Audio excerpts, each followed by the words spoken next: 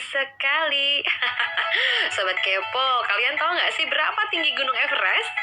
Gunung tertinggi di dunia konon punya ketinggian 8.848 meter di atas permukaan laut.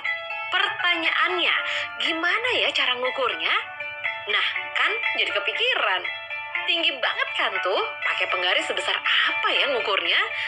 Kita kepoin yuk.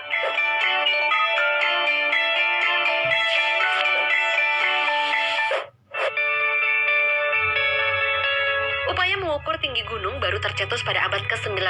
Kala itu, Inggris yang tengah menguasai India punya gagasan untuk memetakan wilayah jajahannya. Tujuannya adalah untuk mendapat perhitungan akurat dan menjadi patokan ilmu ukur di seluruh dunia. Gunung Everest yang merupakan bagian dari dataran tinggi Himalaya termasuk dalam rencana besar ini. Orang yang pertama kali berambisi mengukur tinggi gunung adalah pemimpin survei India bernama Sir George Everest. Beliau menugaskan sejumlah tim untuk mengukur puncak tertinggi dunia. Mereka menggunakan teropong sudut yang bernama theodolite.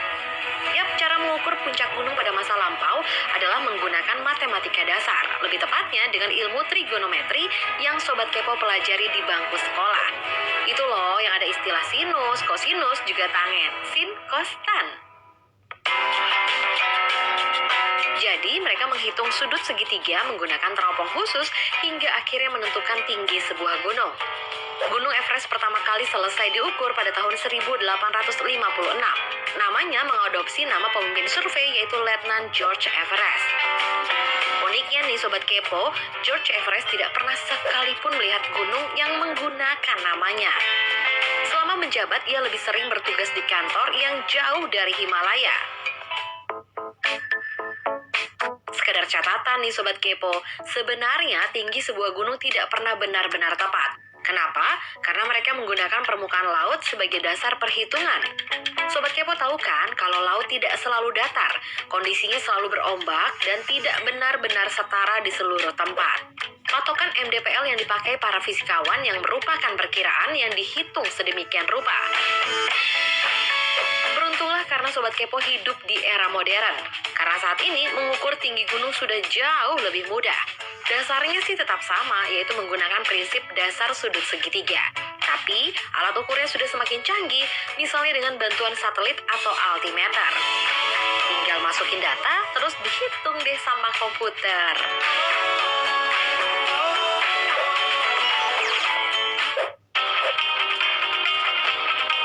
Bagi makhluk hidup khususnya manusia, kepala adalah bagian tubuh yang paling krusial. Di dalamnya terdapat otak yang merupakan organ paling utama dari sistem saraf pusat. Makanya, efeknya akan sangat berbahaya jika kepala Sobat Kepo terbentur sesuatu. Bisa jadi geger otak loh. Amit-amit ya. Tapi ada loh binatang yang anti gegar otak. Yap, burung pelatuk. Walaupun terus-terusan membenturkan kepala ke batang pohon, burung yang satu ini nggak pernah tuh gegar otak. Tapi apa ya rahasianya?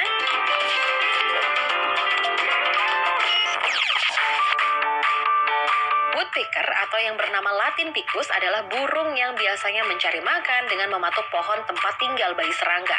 Kecepatan patukannya sangat luar biasa, yaitu mencapai 7 meter per detik atau setara dengan 24 km per jam. Dengan begitu, seekor pelatuk bisa mematuk sebanyak 20 kali hanya dalam rentang 1 detik. Jika dihitung per hari, rata-rata mereka bisa mengadu paruhnya ke batang pohon sebanyak 8.000 hingga 12.000 kali. Sebagai perbandingan nih, kalau manusia melakukan hal tersebut, bukan cuma pusing yang kita dapat. Otak kita akan menjadi rusak karena terlalu sering terbentur tengkorak kepala. Alhasil, kalian bisa gegar otak parah atau bahkan meninggal dunia. Beda halnya dengan si Woody, nggak seperti kita, otak burung pelatuk rupanya tertanam erat di tengkorak kepala. Artinya, tidak banyak ruang kosong yang memungkinkan benturan terjadi. Mereka juga punya tulang lunak di antara otak dan mata yang berfungsi sebagai peredam getaran. Matanya juga menutup selama mematuk untuk menahan bola mata tetap di kepala. Satu lagi yang membuat si Woody bisa selamat dari gegar otak, yaitu adanya struktur tulang hyoid yang merangkap sebagai tempat keluar masuk lidah. Saat mematuk, otot-otot di antara tulang hyoid akan menegang untuk mengikat otak di dalam tempurung. Fungsinya bisa kita samakan dengan sabuk pengaman seperti di dalam mobil. Dengan begitu, energi benturan akan teralihkan ke arah lain sehingga isi kepalanya aman dari gegar otak. Wow, keren ya. Cuman burung pelatuk loh yang punya keistimewaan ini. Jadi Sobat Kepo jangan coba-coba meniru ya. Yang ada malah jadi pusing.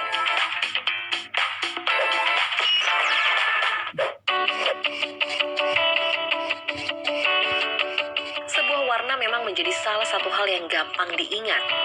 Entah itu makanan, komunitas, produk, atau bahkan kegiatan sekalipun.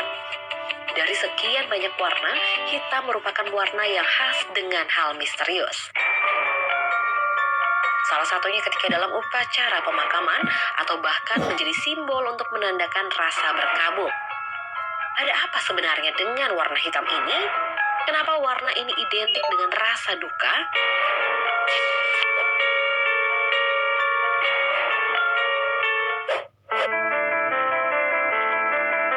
Mengenakan warna hitam di pemakaman ternyata lebih dekat dengan tradisi dan kebudayaan yang berkembang di masyarakat. Kita kembali dulu yuk ke masa sebelum Masehi. Tradisi mengenakan pakaian hitam saat berkabung sebenarnya sudah diawali dari masa Kekaisaran Romawi loh Sobat Kepo. Kala itu, keluarga yang sedang berduka akan menggunakan jubah atau selendang berwarna gelap saat menghadiri upacara pemakaman. Jubah gelap ini biasa disebut dengan istilah toga pula. Bangsa Romawi menganggap warna hitam sebagai simbol kegelapan atau dunia kematian.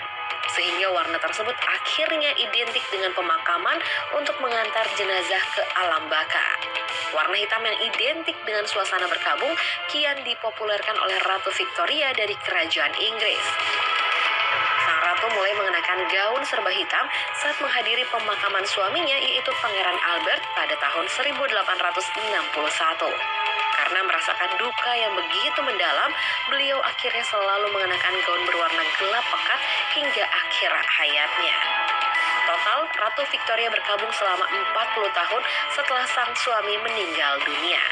Sejak saat itulah pakaian berwarna hitam digunakan oleh masyarakat Inggris ketika pemakaman. Hitam dianggap menunjukkan rasa hormat untuk keluarga yang sedang berduka.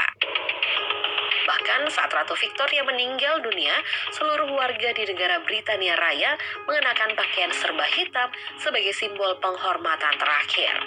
Kebiasaan ini kemudian tersebar luas nggak hanya di Eropa saja, tetapi Amerika, Afrika, hingga Asia. Di Indonesia sendiri, mengenakan pakaian hitam saat pemakaman memang datang dari budaya asing, tepatnya sejak zaman penjajahan Belanda. Jangan salah Sobat Kepo, warna hitam nggak menjadi satu-satunya warna yang dijadikan simbol berkabung loh. Ada beberapa negara lain yang mempunyai tradisi berbeda. Contohnya untuk warga India yang mayoritas beragama Hindu. Dalam tradisinya, warna putih digunakan sebagai simbol rasa duka, karena mereka menganggap bahwa warna putih melambangkan kemurnian. Berbeda lagi dengan Thailand yang memiliki warna ungu sebagai simbol berkabung. Bahkan ada juga warna cerah lain yang menjadi lambang berduka loh, seperti biru di negara Iran, atau warna kuning di Myanmar dan juga Mesir kuno pada zamannya. Wah, ternyata warna juga memiliki arti yang mendalam ya Sobat Kepo. Setiap negara ternyata punya tradisi dan kebudayaan masing-masing untuk menanggapi rasa duka. Yang jelas apapun warnanya, kita harus bisa memberikan rasa simpati saat ada pihak yang sedang berkabung.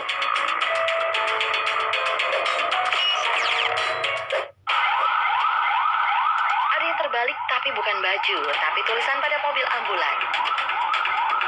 Sobat Kepo, kalian pernah lihat nggak sih huruf dari kalimat ambulans itu sebenarnya kebalik? Bahkan kalau kita melihat langsung dan membacanya, tulisan tersebut menjadi Senalukma. Apakah sang pembuat sengaja melakukan typo? Untuk mengobati kekepoan kalian, langsung aja kita tanya Dr. Bara Purnawat Putra dari Dinas Kesehatan DKI Jakarta. Ya, Sobat Kepo, pada tahu nggak kenapa sih tulisan ambulans ini terbalik? Untuk memberitahu pengemudi di depan ambulans bahwa di belakang ini sedang ada ambulans.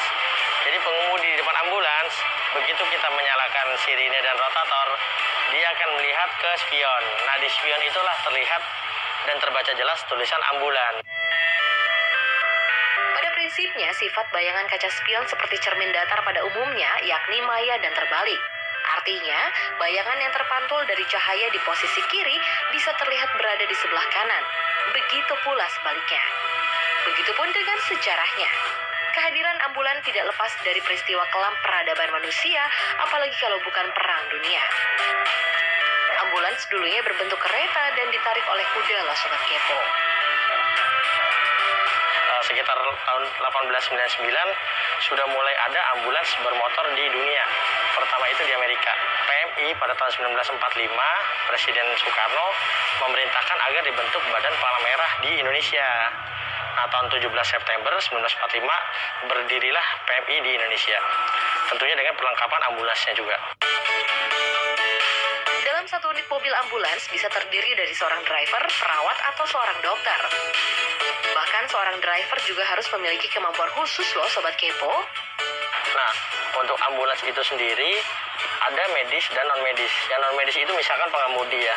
Nah, pengemudi itu harus ada pelatihannya juga tentang basic life support atau kemampuan menangani kegawat daruratan, tapi yang bagian dasarnya ya pengetahuannya.